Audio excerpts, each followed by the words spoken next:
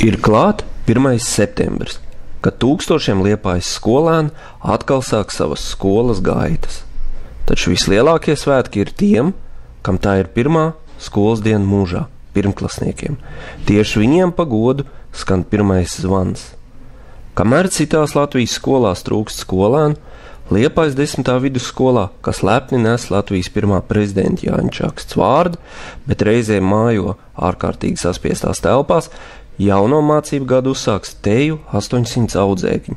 Neskatoties, ka vasarā tika izteikts bažas par skolēnu trūkumu, kas sākšot mācības 10. klasē. Kas zina, kā politiķi un pilsētas vadība rīkosies tālāk, taču skaidrs ir viens. Liepājas 10. vidusskola allaž ir bijusi skola, kurā par tukšiem skolas soliem nav jāuztraucas. Par to bija iespējams pārliecināties arī 1. septembra kopā sanākšanā. Sācies 1. septembris. Svētki visiem, gan bērniem, gan skolotājiem, vecākiem. Un redzēt priecīgas sejas, mazos bērnus, kuri nāk uz skolu ar patiku. Tradīcija, kuru mēs parasti vienmēr turpinām katru gadu ar kopēju himnas dziedāšanu, ar skolas himnu, ar apsveikumiem. Jānovēl tikai šis septembris arī turpinās tādā pašā jaukā noskaņā, viss pārējais mācību gads.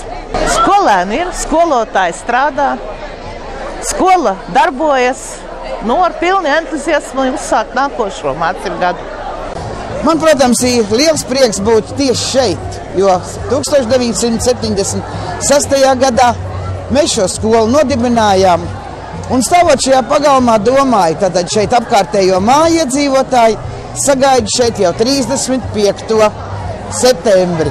Ļoti daudziem cilvēkiem 1. septembris nav svētku diena, bet šeit apkārtējiem, es domāju, ir pilnīgi skaidrs, kad ir 1. septembris, skan Latvijas himna, skan skolas himna, un gribas novēlēt visiem Liepājas skolēniem izturību grūtajā mācību darbā, gribas novēlēt izturību vecvecākiem, jo tikai viņu rokās ir visvairāk tas, lai bērns varētu normāli, priecīgi mācīties. Un visiem, protams, veselību.